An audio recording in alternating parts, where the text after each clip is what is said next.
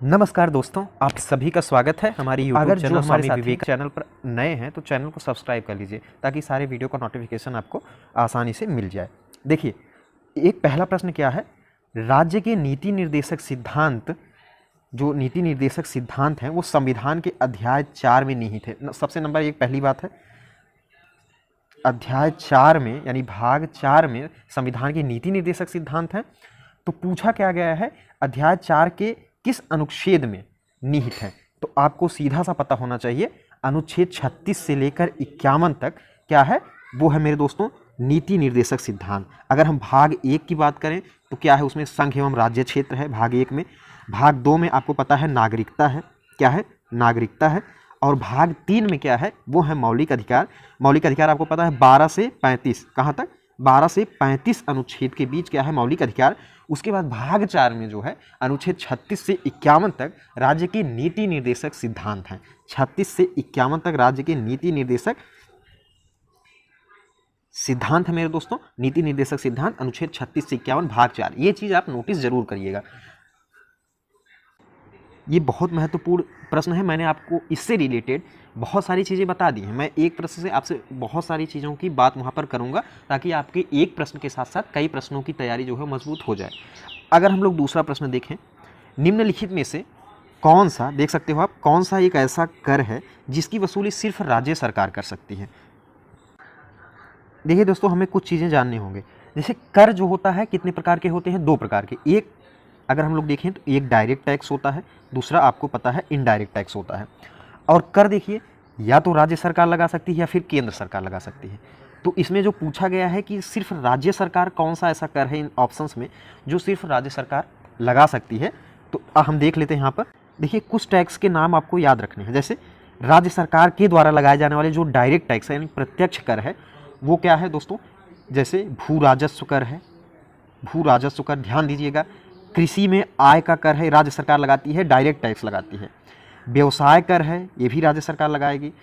अगर हम बात करें गैर शहरी अचल संपत्ति, रोजगार कर, ये सब राज्य सरकार के डायरेक्ट टैक्स हैं। इन सब सारी चीज़ों को नोट कर लीजिए। अगर हम राज्य सरकार के इनडायरेक्ट टैक्स की बात करें तो वो दोस्तों कौन कौन से टैक्स हो जाएंगे, जैसे बिक्री या व्यापार कर है, परिवहन कर है, परिवहन कर है, और दोस्तों विद्युत कर है। अगर हम लोग खनिज तेल पर बिक्री का जो कर होता है, राज्य सरकारें लगाती हैं। इसी प्रकार से केंद्र सरकार के भी हैं। तो इसमें अगर हम लोग देखें जो ऑप्शंस में दिए गए हैं मेरे दोस्तों, तो भू राजस्व कर, कौन सा, भू राजस्व, ये जो कर है ये राज्य सरकार के द्वारा लगाया जाने वाला, सिर्फ राज्य सरकार द्वारा वसूला जाता है। ये कर एक डायरेक्ट टैक्स है। तो यहाँ पे आप सीधा सा यहाँ समझ सकते हैं, भू राजस्व कर जो है। अगर हम सीमा शुल्क की बात करें तो ये केंद्र सरकार लगाती है। आयकर डायरेक्ट टैक्स है। तो ये सब जो टैक्स हैं इसको आपने पढ़ा होगा, तो यहाँ पे हम प्रैक्टिस करेंगे, जो इससे मेन चीज़ें रिलेटेड होंगी उसको यहाँ पर देखेंगे। तो मैंने आपको बताया राज्य सरकार द्वारा वसूली जाने वाली जो इसमें कर है वो भूमि राजस्व कर है। अगर हम लोग बात करें अगले प्रश्न की, भारत और अफगानिस्तान के द्वारा बनाए गए मैत्री बांध का नाम क्या है? आपको पता है अफगानिस्तान पर किसने कब्जा कर लिया है इस समय? तालिबानियों ने। तो भारत ने क्या किया था 2016 में, अफगानिस्तान में क्या हुआ था, भारत की मदद से एक डैम बनाया गया था, एक बांध बनाया गया, उसका नाम क्या है, वो है सलमा डैम। कौन सा? आजकल बहुत चर्चे में है, इसलिए ये चीज़ आपको ध्यान देनी है। सलमा डैम भारत और अफगानिस्तान का मैत्री बांध है, 2016 में बनाया गया। कब? 2016 में मेरे दोस्तों बनाया गया है।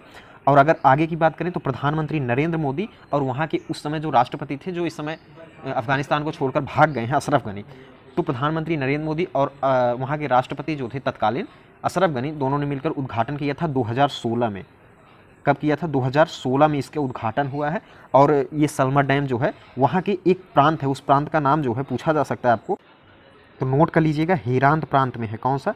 हेरांत प्रांत है अफगानिस्तान में, वहाँ पर सलमा डैम जो है बनाया गया। नहीं, ऑप्शन नंबर बी यहाँ पर सही हो जाएगा। अब देखिए, प्रथम राज्यसभा का गठन कब किया गया?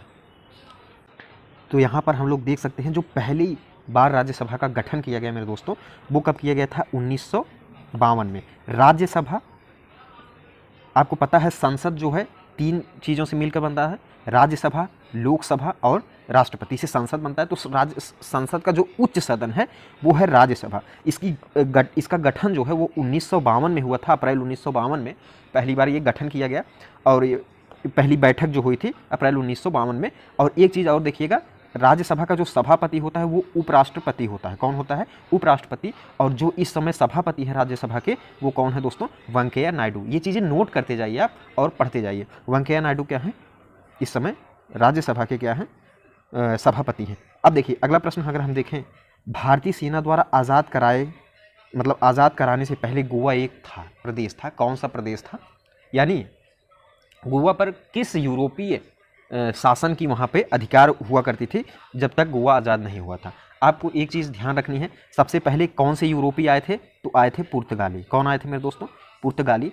ये 1498 में आ गए थे। आपको पता है वास्को डी गामा आ चुका था भारत। तो और लेकिन सबसे बाद में जैसे 1947 में अंग्रेज चले गए। तो ऐसा नहीं है कि सारे यूरोपीय देश जो हैं भारत छोड़कर चले गए, तो सबसे अंत में जो है वो पुर्तगाली ही जाते हैं। और वो राज्य कौन सा हो जाता है? गोवा। गोवा में दोस्तों क्या होता है? पुर्तगाली 1961 में। कब? 1961 में पुलिस कार्रवाई के बाद 1961 में ये लोग छोड़कर, पुर्तगाली जो है गोवा राज्य को छोड़कर चले जाते हैं। उसके बाद गोवा भारत का हिस्सा हो जाता है, धीरे धीरे पूर्ण राज्य बना दिया गया। तो आपको प्रश्न पूछा गया भारत सेना द्वारा आज़ाद कराने से पहले गोवा एक था, क्या था? तो वो था मेरे दोस्तों पुर्तगाली प्रदेश था। कौन सा? पुर्तगाली प्रदेश। यानी ऑप्शन नंबर तीसरा यहाँ पर सही हो जाएगा। अगला अगर हम देखें, साल 1919 में, ये चीज़ें नोट करते जाइएगा आप, जो चीज़ें मैं बोल रहा हूँ उसको नोट करते जाइए, किसी से भी प्रश्न बनाया जा सकता है।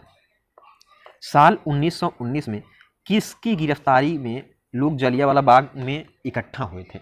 जलियांवाला बाग आपको पता है अमृतसर में है। तो ये दोस्तों आपको पता है जलियांवाला बाग हत्याकांड 1919 में हो गया था। बैसाखी का दिन था और उसी दिन लोग इकट्ठा हुए थे किसी सभा को लेकर। किसके बारे में सभा थी उसको हम लोग देखेंगे। उसी समय अंग्रेजी डायर, जनरल डायर जो थे, जो था जनरल आर डायर, उसने क्या किया? निहत्थे लोगों पर गोली चलवा दी। तो आपको आज भी जो है उसका दर्द लोग महसूस करते हैं। जलियांवाला बाग हत्याकांड कोई भूल नहीं सकता। तो किस लिए लोग इकट्ठा हुए थे दोस्तों? तो उस समय डॉक्टर सत्यपाल और सैफुद्दीन किचलू को क्या हुआ था? गिरफ्तार कर लिया गया था। उनको छुड़वाने के लिए सभा इकट्ठी हुई थी, उसी पर जो है गोलियां चलवा दी गई थी। तो कितनी चीज़ें ध्यान देंगे आप? जलियांवाला बाग हत्याकांड कब हुआ? 1919 में। अगर आप डेट याद रख सकें तो याद जरूर रखिए, 13 अप्रैल का दिन था, बैसाखी का दिन था। और डॉक्टर सत्यपाल और सैफुद्दीन की रिहाई के लिए वहाँ पे क्या हुआ था? लोग इकट्ठे होकर सभा कर रहे थे। तो यहाँ पर क्या हो जाएगा? ऑप्शन नंबर तीसरा बिल्कुल सही हो जाएगा। देखिए ये सब प्रश्न आए हैं, यूपीएससी के एग्जाम में पूछे गए हैं प्रश्न, तो इसलिए आपको चीज़ें ध्यान देनी है। इस तरह से प्रश्न आ सकते हैं, इन चीज़ों को आप अच्छे से पढ़ लीजिए। देखिए आम चुनाव की मतदान प्रक्रिया में एक प्रश्न है, आम चुनाव, ध्यान से पढ़िएगा प्रश्न को। आम चुनाव यानी जो चुनाव होता है जनरल रूप से, उसमें मतदान की प्रक्रिया के संदर्भ में कौन सा वक्तव्य सही है? आम चुनाव जो होता है उसमें मतदान के समय ये दो आपको वक्तव्य दिए गए हैं, इनमें से कौन सा सही है? तो आप देख सकते हैं पहला वक्तव्य हम लोग पढ़ते हैं। चुनाव आयोग के अधिकारी यह सुनिश्चित करते हैं कि प्रत्येक मतदाता को 2 किलोमीटर के भीतर ही, कोशिश किया जाता है कि 2 किलोमीटर के भीतर ही आपको मतदान केंद्र मिल जाए। दूसरा एक कथन दिया गया है, वक्तव्य दिया गया है, चुनाव आयोग के अधिकारी यह सुनिश्चित करते हैं कि किसी भी मतदान केंद्र पर 1500 से अधिक मतदाताओं का भार न उठाना पड़े। ये दो वक्तव्य दिए गए हैं, आपको बताना है कौन सा सही है। तो यहाँ पे दोस्तों अगर हम बता दें, देखिए दोस्तों अगर हमें इस प्रश्न का आंसर देना है तो हमें हस्त पुस्तिका के अध्याय नंबर 2 के 2 पैराग्राफ देखने पड़ेंगे। एक तो पैराग्राफ दूसरा देखना पड़ेगा और एक तो तीसरा। अगर हम तीसरे पैराग्राफ की बात करें तो तीसरे पैराग्राफ में ये बात बिल्कुल साफ लिखी गई है कि चुनाव आयोग के अधिकारी सुनिश्चित करते हैं कि प्रत्येक मतदाता को कोशिश की जाए 2 किलोमीटर के भीतर ही मतदान केंद्र मिले। तो ये बिल्कुल सही है। अगर पैरा नंबर 3 आप देखेंगे वहाँ पर तो ये चीज़ लिखी गई है। और पैराग्राफ नंबर 2 अगर हम देखें तो ये जो दूसरा वाला यहाँ पे वक्तव्य दिया गया है, चुनाव आयोग के अधिकारी यह सुनिश्चित करते हैं कि किसी भी मतदान केंद्र पर 1500 से अधिक मतदाताओं का भार न उठाना पड़े। पहले ये 1000 से 1200 था, 1000 से 1200 मतदाताओं का भार था, लेकिन इसे बढ़ाकर 1500 कर दिया गया है। तो यहाँ पे जो सही ऑप्शन हो जाएगा वो हो जाएगा ऑप्शन नंबर तीसरा। ए और बी दोनों जो वक्तव्य हैं वो बिल्कुल सही है मेरे दोस्तों। तो यहाँ पे आपको दूसरा ऑप्शन क्लिक कर देना है। आप लोग दोस्तों अगर चैनल पर नए जो लोग हैं वो लोग चैनल को सब्सक्राइब जरूर कर दीजिए। अगला प्रश्न अगर हम देखें, भारतीय दंड संहिता के अनुसार निम्न में से कौन सा निष्कर्ष सही है? तो भारतीय दंड संहिता आपने पढ़ा होगा, तो उसमें से 2 आपको दिए गए हैं, देख लीजिए। एक दिया गया है कि 6 वर्ष का बच्चा है, 2 कथन है, देखिए 6 वर्ष के बच्चे ए ने बहुत सारी मारधाड़ की फिल्में देखी हैं। एक दिन वह क्या करता है, बी नाम के किसी बच्चे को क्या करता है मेरे दोस्तों, वो जोर से धक्का दे देता है जिससे वो गंभीर रूप से क्या हो जाता है, घायल हो जाता है। ए ने यहाँ पर कोई अपराध नहीं किया है, एक तो ये दिया गया है। दूसरा अगर हम देखें कि क्यू ने पी को बिना बताए एक नशीला पदार्थ खिला दिया और उस नशीले पदार्थ के प्रभाव में यह न जानते हुए कि उसके हाथों क्या हो रहा है, पी ने क्या कर दिया, आर की हत्या कर दी। तो अब बताइए नहीं, इसमें बताया गया है पी ने कोई अपराध नहीं किया है। यानी दो आपको कंडीशन यहाँ पे दिया गया है। एक तो 6 साल का बच्चा है और वो किसी बच्चे को धक्का दे देता है, इससे क्या होगा, उसको गंभीर रूप से चोट आ जाती है, तो क्या वो अपराधी है? इसमें दिया गया है कि नहीं, वो अपराधी नहीं है। दूसरा आपने देखा कि उन्हें पी को क्या किया, नशीला पदार्थ दे दिया और पी ने आर यानी किसी अन्य व्यक्ति की हत्या कर दी, तो क्या पी उस समय अपराधी होगा? इसमें दिया गया है कि वह अपराध नहीं किया है। तो यहाँ पे क्या चीज़ हो सकता है? तो दोस्तों अगर हम लोग देखेंगे तो भारतीय दंड संहिता की धारा 82, किसके, धारा 82 के अनुसार 7 वर्ष से कम आयु के जो शिशु हैं, बच्चे हैं, उनके द्वारा किया गया अपराध मान्य नहीं होगा। तो इसमें 6 वर्ष दिया गया है, तो सीधी सी बात है कि इसने कोई अपराध नहीं किया है। पहला वाला तो बिल्कुल सही है। तो इसमें आप अगर देखेंगे भारतीय दंड संहिता की धारा 82 में, उसमें ये साफ जो है लिखा गया है। अगर हम लोग दूसरा देखें तो दूसरे में जो दिया गया है, इसमें धारा 85 के अनुसार, ये जो इसमें दिया गया है कथन, ये धारा 85 के अनुसार बिल्कुल सही है। यानी अगर किसी ने कोई मादक पदार्थ दे दिया है उसके अनजान में और उससे किसी की हत्या हो जाती है तो वो अपराध नहीं माना जाएगा। तो यहाँ पर भी ये दोनों कथन जो हैं बिल्कुल सही, दोनों वक्तव्य बिल्कुल सही हैं। तो यहाँ पे ए व बी दोनों क्या हो जाएंगे, सही हो जाएंगे। अगला अगर हम लोग देखें, किस वर्ष भारतीय वन सेवा की स्थापना की गई है, इसमें आपको बताना है। यानी इंडियन, कौन सा, इंडियन फॉरेस्ट सर्विस, IFS। देखिए भारत में 3 अखिल भारतीय जो है एक तरह से सेवा है, अखिल भारतीय सेवा कौन कौन से है आप देख सकते हो। आपको पूछा जा सकता है भारत में कितने अखिल भारतीय सेवा हैं, तो IAS और IPS और IFS, इंडियन फॉरेस्ट सर्विस, ये तीनों क्या हैं, ये अखिल भारतीय सेवा है। और अखिल भारतीय सेवा अधिनियम 1991 में आया है, 1951 में आया है। कब आया है? सन 1951 में अखिल भारतीय अधिनियम आया था। इसके तहत 1966 में, कब मेरे दोस्तों, 1966 में क्या हुआ था, ये वन सेवा यानी इंडियन फॉरेस्ट सर्विस जो है शुरू की गई थी। कब? 1966। ये वाला चीज़ आप ध्यान रखिएगा। अधिनियम अगर पूछेगा अखिल भारतीय अधिनियम तो वो 1951, लेकिन इंडियन फॉरेस्ट सर्विस तो ये हो जाएगा 1966, यानी ऑप्शन नंबर चौथा यहाँ पर सही हो जाएगा। देखिए निम्न स्रोतों में से किसके माध्यम से पौधे हाइड्रोजन प्राप्त करते हैं, यानी जो पौधा होता है वो हाइड्रोजन किसके माध्यम से प्राप्त करता है, तो ये सीधा सा यहाँ पे हो जाएगा मृदा जल के द्वारा। जो मिट्टी होती है उसमें जो जल होता है वो पौधों के जड़ों के द्वारा अवशोषित किया जाता है, तो उसी जल से ये लोग हाइड्रोजन, पौधे जो हैं वो हाइड्रोजन मेरे दोस्तों प्राप्त करते हैं मृदा जल से। आपको मृदा भी दिया रहेगा और जल भी दिया रहेगा, मतलब जल नहीं, मृदा दिया रहेगा, तो इसमें आप क्या करेंगे, मृदा जल लगाएंगे, यानी जो मिट्टी में जल है उसको अवशोषित करता है, उसके माध्यम से हाइड्रोजन प्राप्त करता है, यानी ऑप्शन नंबर ए यहाँ पर बिल्कुल सही हो जाएगा। देखिए अगला अगर हम देखें, 9 दिसंबर 1946 को नई दिल्ली में संविधान सभा की पहली बैठक की गई थी। आपको पता है 9 दिसंबर 1946 को क्या किया गया मेरे दोस्तों, 9 दिसंबर 1946 को संविधान सभा की पहली बैठक हुई। अस्थायी अध्यक्ष बनाया गया डॉक्टर सच्चिदानंद सिन्हा। उसके बाद 2 दिन बाद 11 दिसंबर को अस्थायी सदस्य चुने गए डॉक्टर राजेंद्र प्रसाद, और वहाँ पे दूसरी बैठक हुई संविधान सभा की। लेकिन ये पूछा जा रहा है जो 1946 में पहला संविधान का बैठक हुआ था वो दिल्ली में हुआ था, और कहाँ पे हुआ था ये चीज़ आप देख सकते हो, संविधान सभागृह में। कहाँ पर? संविधान सभागृह में। आज उसे हम क्या कहते हैं, तो वो सेंट्रल हॉल के नाम से जाना जाता है, संसद भवन का केंद्रीय हॉल, यानी सेंट्रल से केंद्रीय कक्ष। ऑप्शन नंबर ए यहाँ पर बिल्कुल सही हो जाएगा, जिसमें पहली बार बैठक हुई थी। अब देखिए, हिंद महासागर कृत्रिम रूप से किस नहर के माध्यम से भूमध्य सागर से जुड़ा है?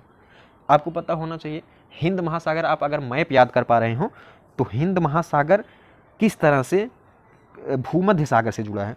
तो अगर हम देखेंगे हिंद महासागर का एक भाग है लाल सागर, और ये लाल सागर भूमध्य सागर से जोड़ा गया है। और इस किससे जोड़ा गया है, तो वो जोड़ा गया एक नहर से। किससे? एक नहर से। वो नहर बहुत फेमस है और ये प्रश्न पूछा गया है, तो वो नहर है स्वेज नहर, और इस नहर को लाल सागर से भूमध्य सागर से जोड़ दिया गया है। और अगर एक चीज़ हम देखें, इससे क्या होता है, यूरोप और एशिया के बीच एक व्यापारिक संबंध आसानी से मिल सकता है। ये जहाजी नहर होती है, इसमें बड़े बड़े जो माल आयात निर्यात करते हैं वो जहाज जाते हैं इस नहर के द्वारा। तो ये नहर है स्वेज नहर, जो लाल सागर को भूमध्य सागर से जोड़ता है। तो ये चीज़ आप ध्यान रखिएगा, 12वें में स्वेज नहर बिल्कुल सही ऑप्शन हो जाएगा। देखिए भारतीय राष्ट्र संविधान के अनुसार, देखिए क्या प्रश्न दिया गया है, भारतीय संविधान के अनुच्छेद 80(1) के अनुसार राज्यसभा की संरचना में निहित है राष्ट्रपति द्वारा मनोनीत 12 सदस्य। क्या राज्यसभा में राष्ट्रपति सदस्य को मनोनीत करता है? अगर करता भी है तो क्या 12 सदस्य मनोनीत करता है? दूसरा एक दिया गया है कि राज्य और केंद्र शासित प्रदेशों की अधिकतम जो प्रतिनिधि हैं वो 238 होंगे, यानी राज्य और केंद्र शासित प्रदेशों से 238 प्रतिनिधि चुनकर अधिकतम आ सकते हैं राज्यसभा में। क्या ये दोनों बातें सही? देखिए एक चीज़ हमें ध्यान देना होगा, अगर हम राज्यसभा में बात करें अधिकतम संख्या जो सदस्य जा सकते हैं तो वो है 250, यानी 250 सदस्य राज्यसभा में जा सकते हैं, लेकिन उसमें 12 सदस्यों को राष्ट्रपति मनोनीत करता है।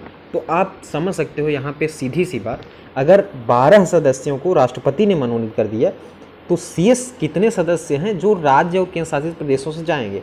तो अगर हम 250 में से 12 जो है घटा देते हैं तो 238 प्रतिनिधि बचते हैं जो केंद्र शासित प्रदेश और राज्यों से जाते हैं।